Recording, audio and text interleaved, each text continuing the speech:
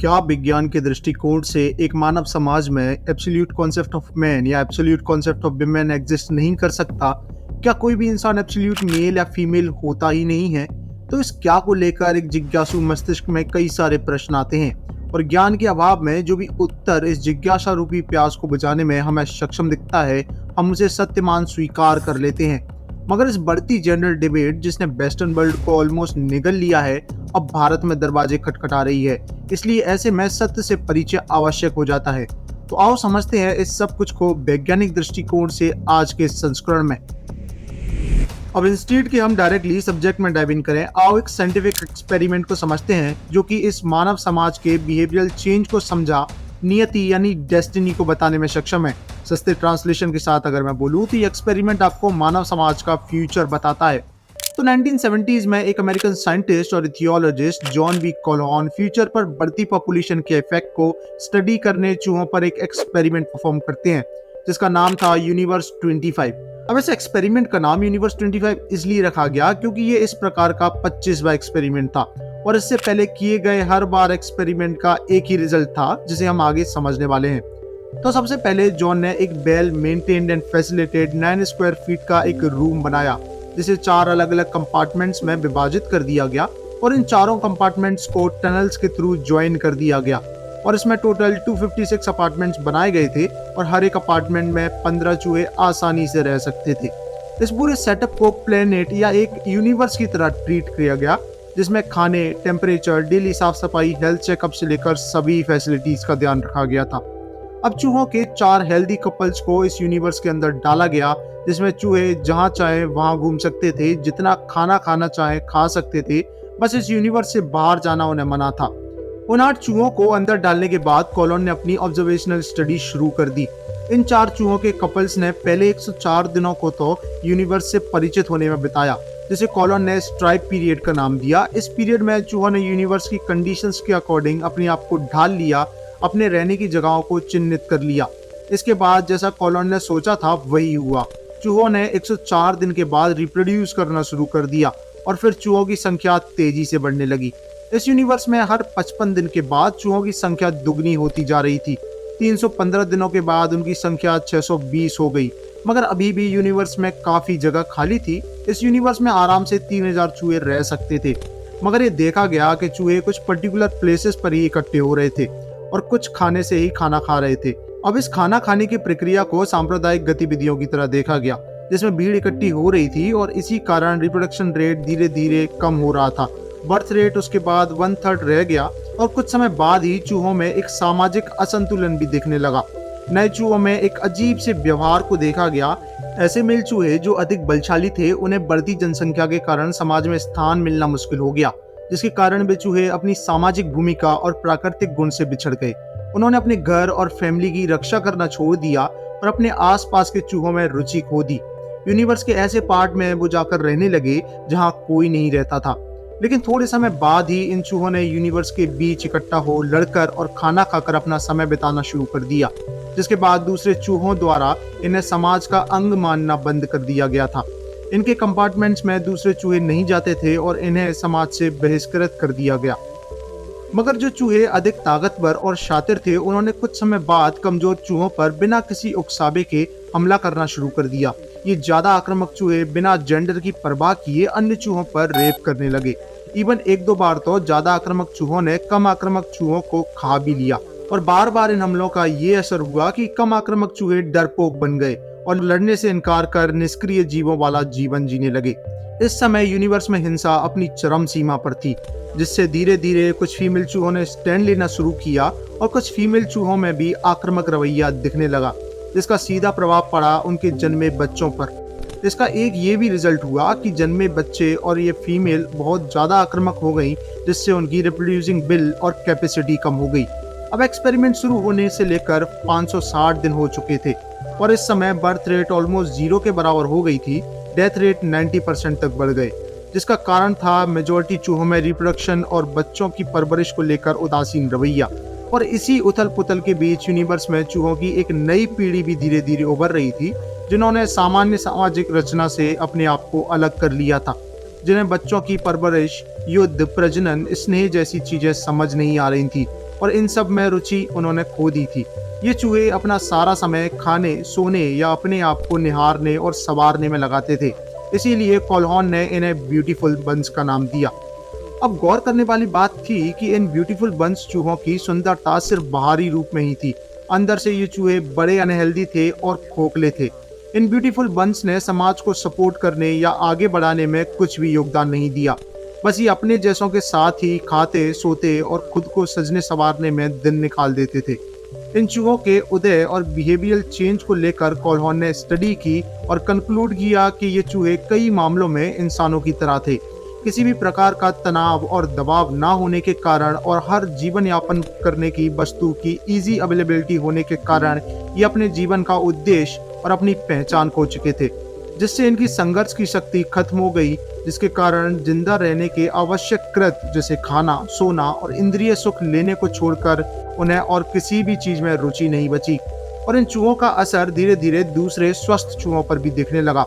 और ऐसे ही करते करते इन ब्यूटीफुल बंस की पॉपुलेशन तो बढ़ी, मगर बर्थ रेट डेड हो गया, क्योंकि बचे हुए स्वस्थ चूहे अब तक खूंखार थे और एक दूसरे का भक्षण करने वाले बन गए थे। उनमें प्रजनन क्षमता तो थी, मगर पॉपुलेशन प्रैक्टिस बिल्कुल हेल्दी नहीं थी। एक्सपेरिमेंट शुरू होने के 920 दिन बाद यूनिवर्स में आखिरी बर्थ देखा गया। इस वक्त तक यूनिवर्स की पॉपुलेशन 2200 हो गई थी। आई नो ये काफी बड़ा नंबर है, ये काफी बड़ी पॉपुलेशन है, मगर इसके बाद जीरो बर्थ रेट और हाई डेथ रेट होने के कारण शुरू हुआ पॉपुलेशन डिक्लाइन और यूनिवर्स का अंत, जिसे कोल्होन ने बिहेवियरल सिंक का नाम दिया, जिसके चलते धीरे धीरे चूहे इस ब्रह्मांड से विलुप्त हो गए। अब यहाँ तक ये एक्सपेरिमेंट बिल्कुल ऐसे ही 25 बार परफॉर्म किया गया और इसका यही सेम रिजल्ट आया। मगर ये 25वें एक्सपेरिमेंट के एंड में कुछ चेंज करने के लिए कोल्होन ने कुछ सुंदर चूहों को मृत्यु चरण से पहले यूनिवर्स से बाहर निकाल लिया और इनको बिल्कुल नई और अच्छी परिस्थिति में डाल दिया, जैसी यूनिवर्स 25 के शुरुआत में थी। कोल्होन को अपेक्षा थी कि ये चूहे अपनी निष्क्रियता से उभर जाएंगे और फिर से रिप्रोड्यूस कर यूनिवर्स को बचा लेंगे, मगर इन परिस्थितियों के चेंज करने के बाद भी इन चूहों के बर्ताव में कोई चेंज नहीं आया और बढ़ती उम्र के चलते सब चूहे मर गए।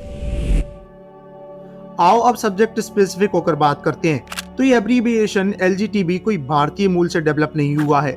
इसका बर्ड टू बर्ड उदय और अडॉप्शन वेस्टर्न वर्ल्ड से हुआ। स्पेसिफिक होकर बात करें तो ये अमेरिकन सोसाइटी से है। अब ध्यान देने वाली बात यह है कि एलजीटीबी कोई 4 या 5 स्पेसिफिक कम्युनिटी का ग्रुप नहीं है, बल्कि महानुभावों के अनुसार ये तो सेक्सुअल ओरिएंटेशन है, जिन्हें ये LGBTQIA+ से एब्रीविएट करते हैं, जिसमें लगा ये प्लस अपार संभावनाएं दर्शाता है। अब इसके उदय की बात करें तो इसका जन्म यूएसए में प्योरली पॉलिटिकल बैकग्राउंड रखता है, जो कि अमेरिका में एज अ माइनॉरिटी ग्रुप की तरह एस्टेब्लिश किया गया था, ताकि क्रिश्चियन रिलीजियस फंडामेंटलिस्ट को टैकल किया जा सके, उन्हें अपोज किया जा सके, क्योंकि अमेरिका के नेटिव्स को तो ये लोग पहले ही खत्म कर चुके थे। और इसीलिए इस ग्रुप को फॉर्म किया गया ताकि एक भीड़ को एक बैनर के अंडर लाया जा सके। मगर इसके बाद शुरू होती है वोकिज्म की तालिबानी लहर, जिसने समाज का दर्शन ही नष्ट कर दिया। अब भारत में यूएसए जैसा कोई सिनेरियो नहीं है। हम सनातन काल से ही मेल या फीमेल के अलावा एग्जिस्ट कर रहे जेंडर को एक्नॉलेज करते आए हैं और उन्हें हमेशा ही समाज का एक अभिन्न अंग माना गया है। चाहे हम महाभारत के समय की बात करें या रामायण काल की, हमें कई रेफरेंसेस मिलते हैं। तो हाँ, मेल या फीमेल के अलावा भी जेंडर एग्जिस्ट करता है और आज से नहीं, ये पुरातन काल से एग्जिस्ट करता है।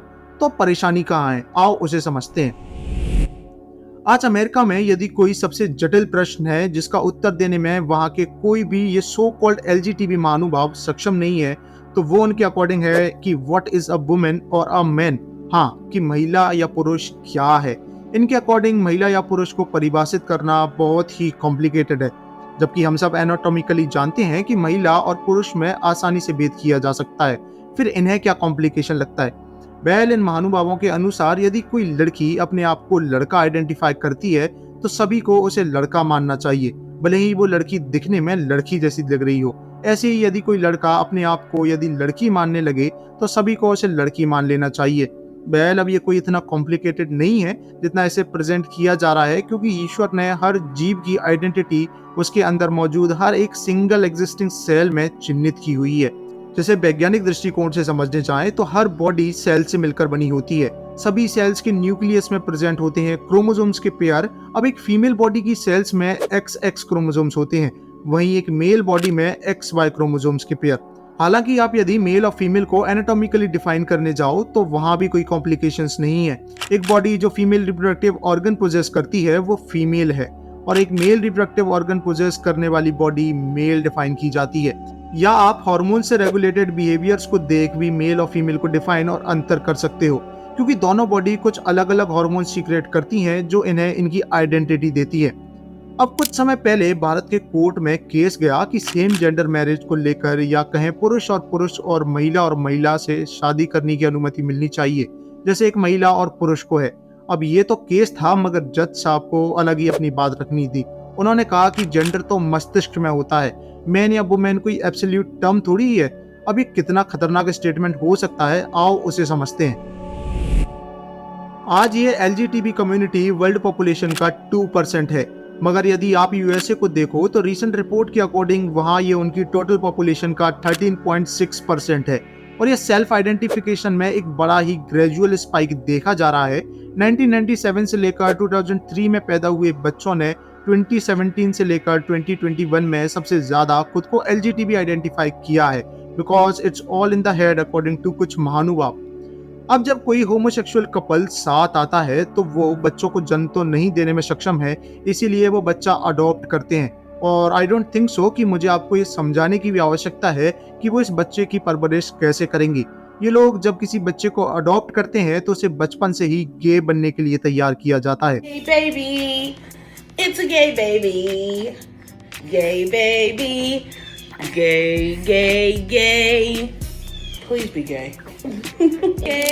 और इतना ही नहीं, कई बार जेंडर अफर्मेशन के लिए ट्रीटमेंट भी करवाए जाते हैं, जिसमें होते हैं प्यूबर्टी ब्लॉकर्स, यानी ऐसी मेडिसिन जो एक ह्यूमन चाइल्ड में उन हार्मोन्स के सीक्रेशन को रोक देते हैं जो प्यूबर्टी इनिशिएट करते हैं। जैसे कि एक ह्यूमन फीमेल में मेंस्ट्रुएशन के शुरू होने से पहले ही उसे प्यूबर्टी ब्लॉकर दे मेनोपॉज करवा दिया जाता है। क्या ये चाइल्ड अब्यूज नहीं है?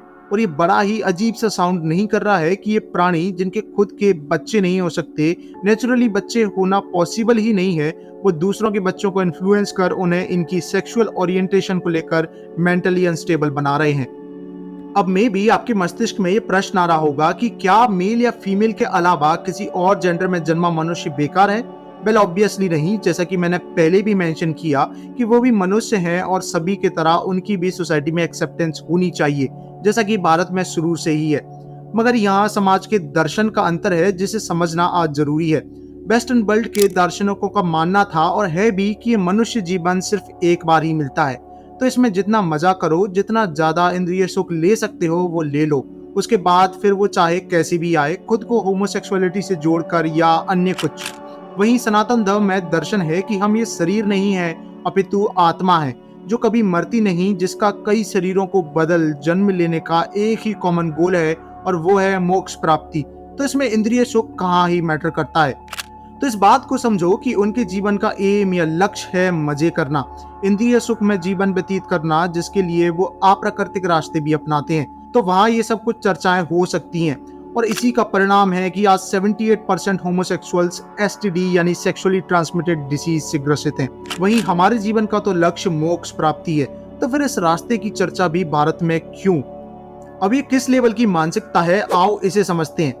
ये देखो, ये एक बायोलॉजिकल फीमेल है जिसने प्रेगनेंसी के टाइम टेस्टोस्टेरोन हार्मोन्स लिए और सर्जरी से अपने ब्रेस्ट रिमूव करवा दिए ताकि ये अपने बेबी को ब्रेस्ट फीड ना करवा सके, क्योंकि इस महानुभाव के अकॉर्डिंग ये एक मेल है जो पहले रॉन्ग बॉडी में था, मगर हाँ इसके पास यूट्रस है और फीटस को कैरी करने में भी सक्षम है। और फिर हेडलाइंस बनती हैं कि human male can also carry a baby in a boom. और मुझे समझ नहीं आता कि क्योंकि ये मेल था जो कि एक फीमेल बॉडी में ट्रैप था, तो फिर इसे प्रेग्नेंट होने की क्या आवश्यकता थी?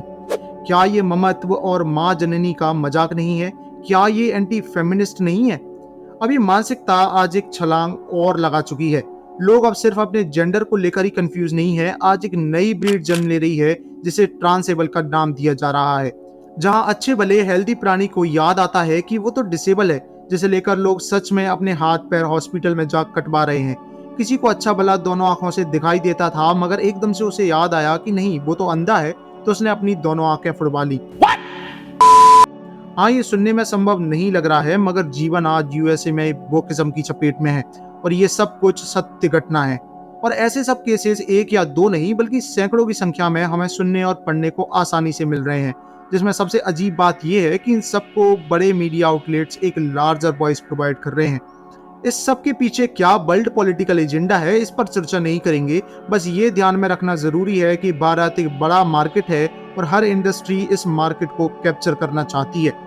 तो हाँ, मेल या फीमेल के अलावा कोई और जेंडर होना गलत नहीं है, मगर इसके साथ ये नए फैंसी टर्म्स जोड़कर वोकिज्म की लहर दौड़ाना ये लिटरली गलत है, क्योंकि ये जो नए टर्म्स जो भी इंट्रोड्यूस होते हैं ये अप्राकृतिक चीजें समाज में लाते हैं।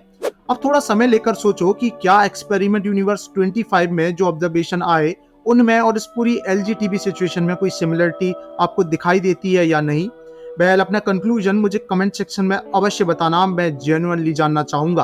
और बेस्ट साइंस एंड मैथ्स पर आपको ये आवाज फिर सुनाई देगी। जय मां भारती।